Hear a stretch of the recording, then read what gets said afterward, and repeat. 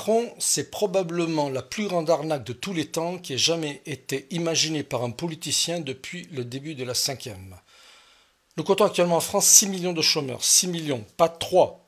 Parler de 3 millions de chômeurs, ce serait faire insulte à nos compatriotes des départements d'outre-mer.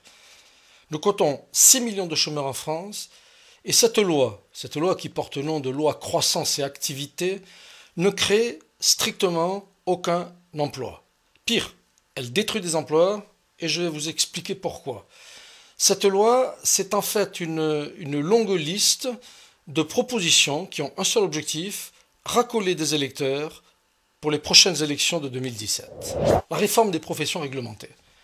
Juste pour information, pour ceux qui nous écoutent, pour avoir un diplôme de notaire c'est un bac plus 7 ans. Donc les emplois créés, zéro. Il n'y a strictement aucun emploi qui va être créé par cette réforme des professions réglementées avant 7 ans. C'est effarant. Le racolage électoral de cette mesure, c'est très simple. Il y a 4 millions d'actes authentiques signés par an. 4 millions donc de nos Français, de nos concitoyens, qui vont être contents parce que cette loi prévoit une grille des tarifs. Il y aura certes 5000 notaires qui seront mécontents, qui descendront probablement dans la rue, qui sont déjà descendus dans la rue. Faites le calcul. Total, 3 995 000 électeurs potentiels heureux. La réforme du passage du permis de conduire, extraordinaire. Le délai d'attente entre deux examens passe de 98 à 45 jours. Fantastique. Petit détail, les emplois créés par cette mesure, zéro. Zéro parce que les préfectures vont être autorisées à avoir recours aux agents publics pour faire passer précisément ces examens. Racolage électoral, 1 million de nouveaux jeunes, c'est 1 million, c'est à peu près le nombre de candidats au permis de conduire tous les ans. 1 million de nouveaux jeunes qui vont être heureux parce qu'ils vont pouvoir passer leur permis de conduire dans des conditions, on va dire, plus faciles chaque année. Élargissement du travail le dimanche. Passage de 5 à 12 dimanches, fantastique. Nombre d'emplois créés, là encore, zéro. Zéro nouveaux emplois créés. Pourquoi zéro ? Parce que la loi Macron prévoit de payer double les salariés qui travailleront le dimanche. Racolage électoral, et là, plusieurs millions de Français, tous ceux qui font leurs courses le dimanche, qui vont être absolument heureux de pouvoir faire leurs courses le dimanche. La libéralisation des lignes d'autocars. Et là encore, petit détail, il y avait avant un constructeur d'autocars français, il s'appelle Carrier, il a été liquidé en 2014. Aujourd'hui, les deux principaux fabricants d'autocars s'appellent Iveco et Mercedes.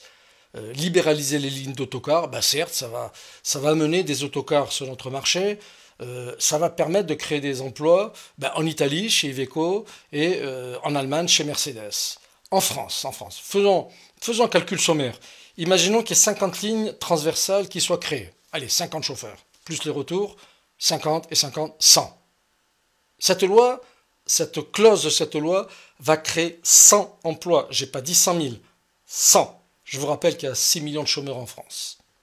Racolage électoral de cette mesure, tous les millions de Français qui aujourd'hui vivent à, on va dire, plus de 50 km d'une gare, qui vont être tout contents, tout heureux que grâce à la loi Macron, ils puissent prendre un autocar pour aller d'un point A à un point B dans notre pays. Autorisation de privatisation. Mais qu'est-ce que ça vient faire là ? C'est effarant, c'est une arnaque à la crédibilité des Français.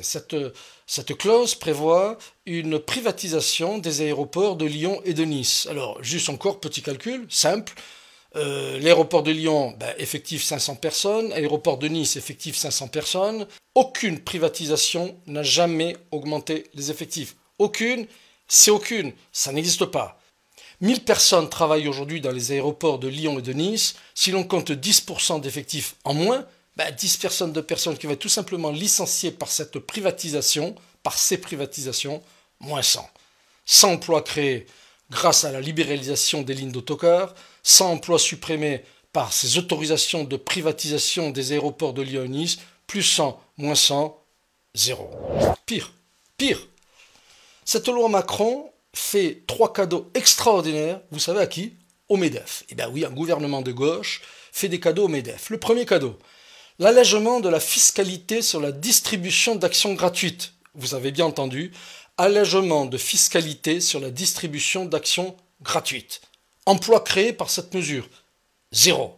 Racolage électoral, eh bien, tous les cadres supérieurs de nos grosses entreprises, de nos gros groupes, et bien sûr le MEDEF, parce que bien sûr c'est plus facile de distribuer des actions gratuites à des salariés, à des cadres supérieurs, plutôt que d'augmenter leur salaire. La deuxième mesure, qui va faire un grand plaisir bien sûr au MEDEF, c'est la réforme de la justice prud'homale. Et là encore, emploi créé par cette réforme, zéro. Les indemnités de licenciement sans cause réelle et sérieuse vont être plafonnées. Vous avez bien entendu, vous êtes tous salariés dans des entreprises. Les indemnités de licenciement qui jusqu'à présent n'étaient pas plafonnées, demain, elles vont être plafonnées, elles seront plafonnées. Racolage électoral, les 3 millions de chefs d'entreprise, il y a 3 millions d'entreprises dans notre pays, et bien sûr, encore et encore, le MEDEF. La troisième mesure qui va faire un grand plaisir au MEDEF, c'est la modification des règles de licenciement collectif. Cette modification est passée sous silence, on n'en a pratiquement pas parlé. Cette proposition consiste à effectuer des licenciements collectifs non plus au niveau groupe, mais au niveau entreprise. Explication. Avant, dans un gros groupe industriel, lorsque une des entreprises du groupe devait fermer, le groupe avait pour obligation de recaser ses salariés. Aujourd'hui, c'est terminé. Lorsqu'une entreprise ferme, pour une raison économique, tout simplement, elle vire, elle se sépare de ses salariés et elle n'a plus d'obligation de recaser ces mêmes salariés dans une entreprise du groupe. Si j'en crois l'INSEE, l'INSEE nous annonce qu'il y a 180 000 licenciements économiques chaque année. Si l'on considère que, allez, au hasard, 10% de ces licenciés ne seront plus jamais recasés, 10% de 180 000, 18 000 chômeurs en plus dans notre pays. Vous faites le total.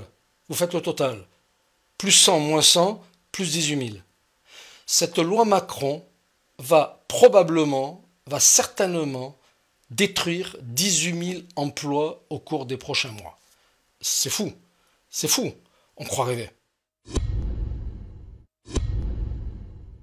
Maintenant, il faut aller vite. Et moi, je ne veux pas soumettre mon pays à 10 jours de guérilla parlementaire avec le risque de voir le texte dénaturé sur l'essentiel dans les jours qui viennent. C'était sur les antennes de TF1, au journal télévisé du 16 juin. Manuel Valls, notre Premier ministre, il a osé justifier son 49.3 par un gain de 10 jours pour l'application de ce projet absolument machiavélique. C'est effarant. M. Valls a détruit 380 000 emplois depuis mars 2014. Ces chiffres sont les chiffres du ministère du Travail. Il y a 380 000 chômeurs de plus depuis mars 2014. 380 000 emplois, ça ne vous parle pas. 380 000 emplois, c'est la population de la ville de Nice. M. Valls a mis au chômage la totalité des habitants de la ville de Nice. Je vous rappelle, son patron, M. François Hollande, lui, a détruit 1 million d'emplois depuis mai 2012. 1 million, c'est Marseille. On croit rêver. Cette loi qui ose s'appeler loi croissance et activité ne va pas créer un seul emploi. Et pour éviter tout risque d'accusation, de diffamation, je demanderai à nos ministres, à M. Valls, à M. Macron, à M. Hollande, notre président de la République, messieurs, de grâce, donnez-nous une analyse synthétique des emplois qui vont être créés par la loi Macron. Indiquez-nous le nombre d'emplois que chacun des articles de cette loi va créer, et quand? Pas dans 7 ans. Quand? Je l'espère, avant mai 2017. Voyez-vous, mes chers amis, et là, je vais me tourner vers vous, vous qui me faites l'immense plaisir et l'immense honneur de nous écouter et de nous apporter votre soutien. Voyez-vous, mes amis, le 49.3, je prends un engagement solennel devant vous tous et devant tous les Français et toutes les Françaises.